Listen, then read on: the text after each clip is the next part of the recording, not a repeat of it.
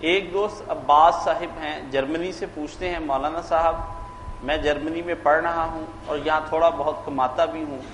بمشکل اپنا گزارا کرتا ہوں، میرے والد صاحب کے پاس بہت پیسہ ہے لیکن وہ پیسہ مجھے نہیں دیتے، اور فیملی ممبرز بھی ایسے ہیں جن کے پاس بہت پیسہ ہے، وہ زکوٰۃ بھی دیتے، لوگوں کو بانٹتے ہیں، ایسی صورت میں کیا ان کی زکوٰۃ لے کر میں اپنے تعلیمی اخراجات پورے کر سکتا ہوں؟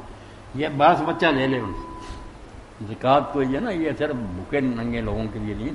اس غلط فہمی سے زکوٰۃ برباد ہو کر رہے گی۔ زکوٰۃ اچھے عالموں کو، تحریکوں کو، جماعتوں کو، مسجدوں میں قلعے جو ہیں اور ہتھیار جو فوج خریدتی، سب کام 8 مصرف ہیں قرآن میں جن میں فیس نہیں لگے، ہر وہ کام جو کسی کا ذاتی نہیں، دین کا کام، کوئی مدرسہ چلانا ہے، کوئی مسجد بنانی ہے، قلعے بنانے ہیں، سب میں دینی چاہیے۔ اس لیے بچہ پڑھ رہا ہے نہیں وارث دیتا تو لے، اس کو کوئی نہ اپنے لیے سمجھے کہ یہ گندا مال ہے۔ صحیح۔